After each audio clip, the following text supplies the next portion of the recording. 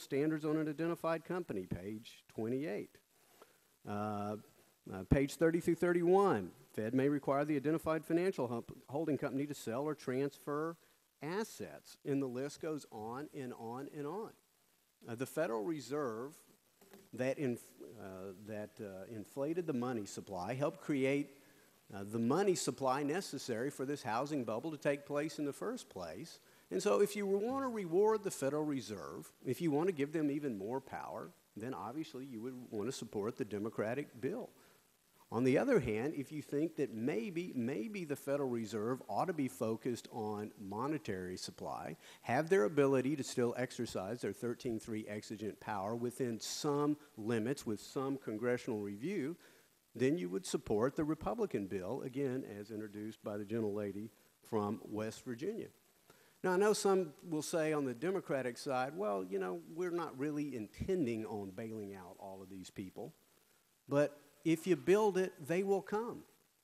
If you construct a bailout fund either before the fact or after the fact, it's going to be used for bailouts. Again, the Republican bill does not have a bailout fund.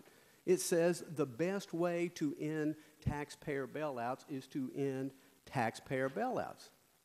Now, I know that my friends on the other side of the aisle say, well, no taxpayer funds are going to be used here. But I would remind my colleagues, these are the very same people who told us, well, the taxpayer is never going to have to pay for Fannie and Freddie. No, there's no implicit guarantee. Well, the implicit guarantee turned into an explicit guarantee, and the explicit guarantee between the Fed and the Treasury has now accounted for $1 trillion in taxpayer exposure on the bailout.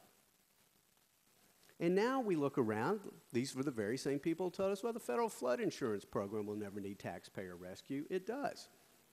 These are people who told us, well, Social Security will always be solvent. It's not. And instead, the Social Security Trust Fund has been raided, just like this fund could be raided. We know that the FDIC insurance fund is frankly on fumes, and now we read where the FHA fund may need a taxpayer transfusion. Frankly, it stretches credibility. It totally ignores history to be able to say, well, there will not be a taxpayer bailout. I simply don't believe it. I know it's the intent of those who furthered the Democrat alternative, but as history as my guide, it will not happen. And so if you want to end taxpayer bailouts, do not create the bailout fund and do not give the government imprimatur to too big to fail. Again, two simple bills before us, and I yield back the balance of my time.